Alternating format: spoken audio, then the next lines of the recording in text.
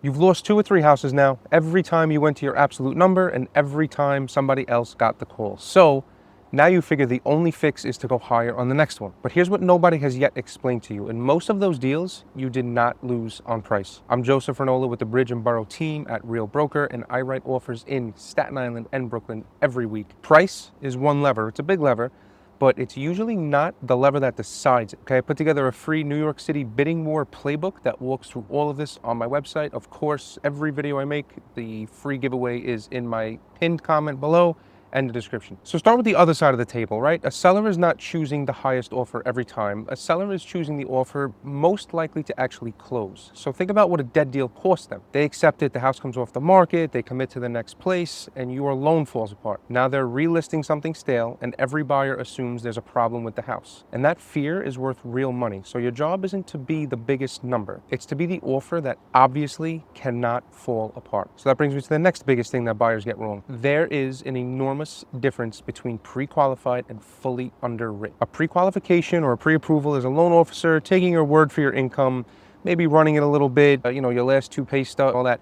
But a fully underwritten approval means that an underwriter at the bank has already looked at your tax returns, they've looked at your bank statements, your credit, and they signed off on you. The only thing left to verify is the property itself. So that takes your offer from, we think this will work, right? It looks good on paper, to this is basically cash with some extra paperwork. So start that process before you find the house, not after. Next lever is the shape of your money. If you could put more down, say so clearly. A larger down payment tells the seller that you can absorb a problem if one shows up, and your contract deposit gets wired at signing, so being ready to wire it in full says you are not going to walk. Next lever is speed, and this one is uniquely powerful in New York. Here, an accepted offer is not a deal. Nothing is binding until contracts are signed by both sides.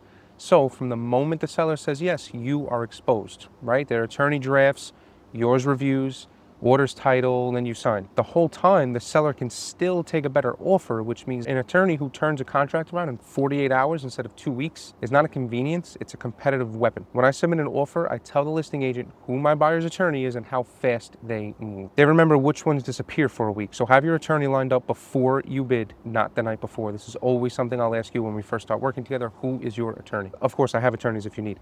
Next lever is your timelines. Shortening your inspection window costs you nothing if you have an inspector on standby who could be there Saturday morning. I'm not going to tell you the way of the inspection. I know people who do it, and I know it wins deals. It's genuinely risky here. I don't recommend it. So much of our housing stock is old, right? Staten Island and Brooklyn, you're talking about 100-year-old houses, sewer lines, old wiring, buried oil tanks, boilers past their life, water in the basement. We will inspect, but we'll inspect fast and we'll narrow down your scope. Tell the seller you're only coming back for major structure or system issues. You keep your protection, they get certainty. Escalation clauses, these are very rare, right? One says that you will beat the highest competing offer by some amount up to a ceiling. On paper, it sounds perfect. In a lot of New York City deals, it's treated with suspicion because the moment you write one, you have shown the seller your ceiling. Plenty of agents and attorneys here will not work with them at all. I personally never have. They're messy to verify, so I don't recommend leading with one. I don't like it. I never do it. We'll pick your real number. We're going to write it cleanly, and we're going to give the seller a short window to accept. A clean, strong offer with a tight acceptance window puts the pressure on them instead of you. Now, the appraisal gap. This is where people accidentally sign up for real financial pain. Here's one example just to make it concrete. Say we offer $800,000. The seller accepts. The appraisal comes back at $760,000. So the bank does not lend against your offer. The bank lends against their number. So the seller still wants $800,000.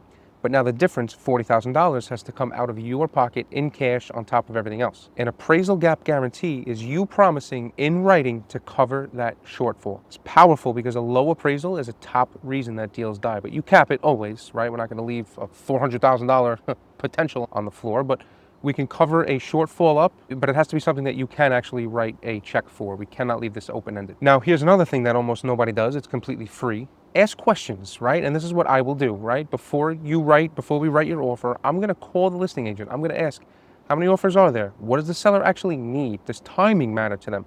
You would be amazed how much people just tell you. Half the time, the seller is not chasing the last bit of money. They're chasing a date or having to stay in the property. Maybe they need a rent back so they can stay in the house while their next place gets finished. Maybe they're not in a rush, right? We need to hand the seller the exact date that they need, and that's worth more than another chunk of money. I've watched it beat higher offers. I have multiple deals going on right now where that's the case.